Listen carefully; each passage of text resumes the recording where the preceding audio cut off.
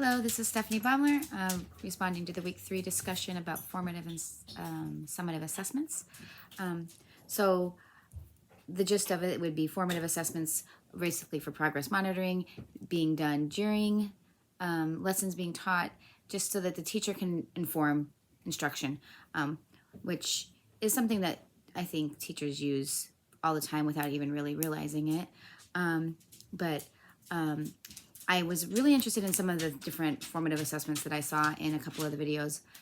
I already currently use a FIST of 5, which is just a quick progress monitoring during a lesson. So FIST means that they don't understand it all. 5 means they could teach it themselves. And then there's a hierarchy in between there, which is not something that was talked about, but just it's a quick check for understanding that my kids love, and I find to be very helpful for me to see where we're going, if I need to reteach or not, especially like during math or something like that.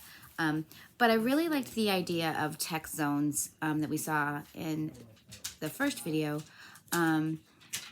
where they were using the different technologies to for the students to show their understanding.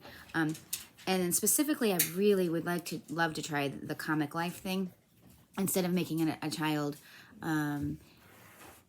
write an essay to show their understanding, letting them put it into a comic or something like that. I am currently using a program called Bunsy, and so on top of having to write, I teach second grade, so we're doing this unit on storms, and they have to write facts they know about storms from the book, but then after that, they take those and they put into a Bunsy, which is kind of like a slide that they can make fun, and it's just another way of me seeing if they truly understand what they're learning. So those are a few things, and I think the hardest part about that is that students do learn at different levels and different places. So when you're doing that quick progress monitoring, if you're teaching a whole group, and especially like with FIST of 5, if you've got one that's a 1 and everybody else is a 5, finding the appropriate manner in which to reteach, but not the others get bored. And then the summative assessments are obviously the summary of all of their learning, and traditionally we would think of those as tests. But I actually think that I would love to try some sort of portfolio with my students. I know they're only second graders, but I think even with writing, that would be a great way to like just have this portfolio of here we are, and this is where, so that we can see from the beginning to the end. I think that would be a great way to do a summative assessment. Then also presentations. And again, partly I do test, and we do tests at the end of units and things, but I think presentations are important for the social aspect, because we need to learn to talk to each other. And so this would be a great way for me to assess what they know. And obviously with a presentation or something like that, there would have to be a rubric. We're grading this, so it has to be like a standardized thing.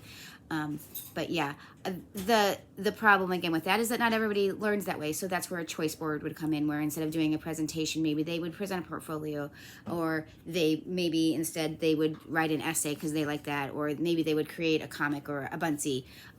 So choices are always great, because again, when we're differentiating, we want to make sure that we take into account different learners learning different ways. And I love this one quote from the second video I watched, and he said, varying assessments give students different opportunities to succeed. And I think that's so important, because no two learners are alike, and no two learners are going to show you what they've learned the same exact way. And so as educators, we need to keep that in mind.